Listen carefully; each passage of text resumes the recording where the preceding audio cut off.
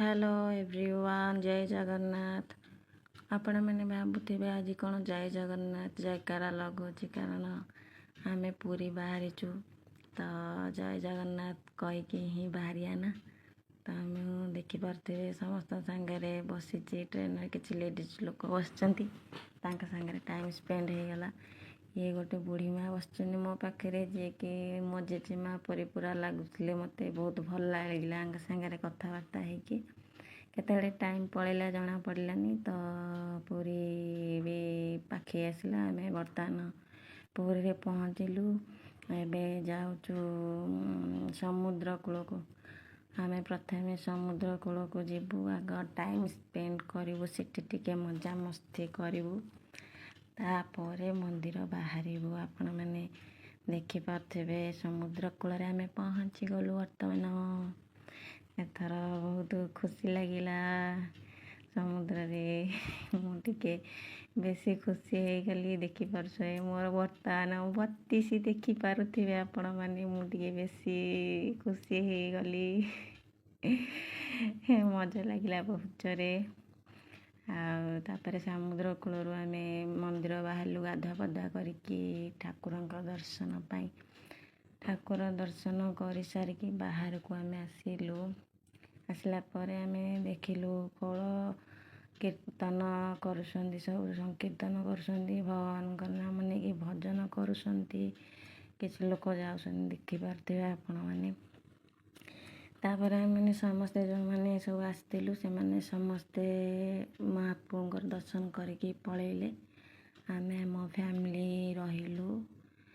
तो आम फैमिली बर्तमान पुणी आउे इवनिंग टाइम स्पेंड करने समुद्र कूल को बाहरलु। बर्तमान जाऊँ आपण मैंने देखिपे संध्या बेल बाहरटा बहुत भल लगुच। चारिपट बहुत हल्का पवन आसुची, बहुत भल लगुच। समस्ते ऑटो आउ टोटो तो जाऊँगी। तो आम भाविलु रिक्शा भी अनेक बसी। तो आम रिक्शा रे बाहरी पड़िलु। से धीरे धीरे जाऊँ आपण मैंने देखिपे। बर्तमान समुद्र कूल पहुँची गलु। ये हूँ इवनिंग टाइम, केते सुंदर लगुच। धीरे धीरे पानी आसुची। बर्तमान इवनिंग टाइम रे बसचु, बहुत भल लगुच। तापर पिला माने टिके कहले मस्ती करने तांकर मस्ती होचे। ऑटोरे बसिक से मैंने टिके बुलुचंदी, टिके भ्रमण करछंदी, तांक मस्ती से करछंदी टिके आपण मैंने देखि पारथिबे। तापर एमती बसिथिलु, बुलाबुली करथुलु। माँकर मूर्ति जड़े कलाकार तैयारी करथिले, आपण मैंने देखि पारथिबे। बहुत सुंदर लगुच। पूरा 5 घंटा टाइम देकी से माँकर मुह को तैयारी करछंदे।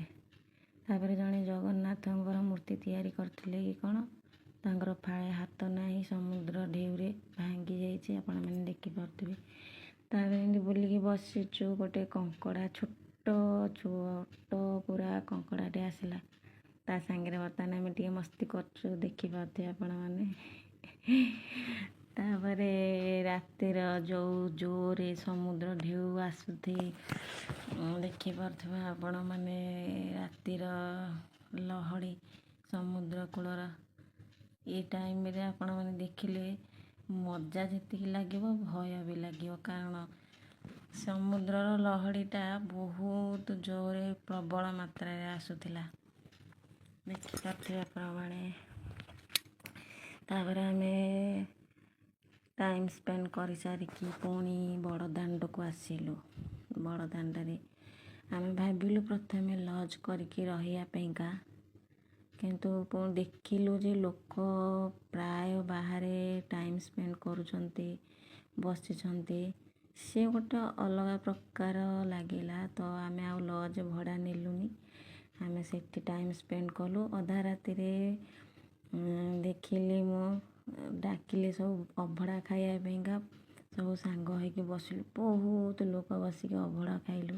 बड़ दांडे बसिक अभड़ा खाइबार से जो मजा बहुत बढ़िया लगिला और शांति भी लगिला।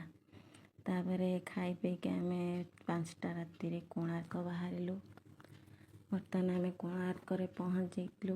ଆପଣମାନେ ଦେଖିପାରୁଥିବେ ଆମେ କୋଣାର୍କ ଗଲୁ ଭିତରକୁ ଯାଉଛୁ। ବର୍ତ୍ତମାନ ଟିକେ ବୁଲାବୁଲି କରୁଛୁ, ସମସ୍ତେ ପ୍ରାୟ ବୁଲୁଛନ୍ତି। ଇଏ ଆମର ପୁରୁଣା ମନ୍ଦିର, ବହୁତ ପୁରୁଣା ମନ୍ଦିର, ଯିଏକି ଆମର ପୂର୍ବପୁରୁଷ ଲାଙ୍ଗୁଳା ନରସିଂହ ଦେବ ତିଆରି କରିଥିଲେ ଆଉ ମୁଣ୍ଡି ମାରିଥିଲେ ଧର୍ମପଦ। ତ ଆପଣମାନେ ଦେଖନ୍ତୁ ସେ କାମ, ସେ ପୁରୁଣା କାଳର କାମ, ସେ ଆଉ ଏବର କାମ ଆଉ ସେତେବେଳର କାମ ଆପଣମାନେ ଦେଖନ୍ତୁ, କେତେ ଫରକ ଆସିଯିବ ଆପଣମାନେ ନିଜେ ଦେଖିପାରୁଥିବେ। ମୁଁ କେବେ କୋଣାର୍କ ମନ୍ଦିର ଯାଇନଥିଲି, ଫାର୍ଷ୍ଟ ଟାଇମ୍ ଯାଇକି ଏବେ ବର୍ତ୍ତମାନ ଦେଖିଲୁ ଆମେ। ତାପରେ ଏଠି ବୁଲାବୁଲି କରିସାରିକି ଗଲୁ ନବଗ୍ରହ ମନ୍ଦିର ଟିକେ ଦେଖିବା ପାଇଁକା। ଏଠି ଗୋଟେ ପ୍ରଜାପତି ଯୋଡ଼େ ତିନିଟା ବୁଲୁଥିଲେ, ତା ସାଙ୍ଗରେ ବି ଟିକେ ଆମେ ଟିକେ ମସ୍ତି କରିଦେଲୁ। ସିଏ ଗୋଟେ ଅଲଗା ମଜା ପ୍ରଜାପତି ସାଙ୍ଗରେ ଲାଗିଆ। ଏଇ ଗୋଟେ ପଥରରେ ମାନେ ଗୋଟେ ସିଂହ ତିଆରି କରିଛନ୍ତି, ସିଏ ଗୋଟେ ଦେଖିବାକୁ ପାଖରେ, ସିଏ ଗୋଟେ ଯେମିତି ସେ ଅଲଗା ଅନୁଭବ।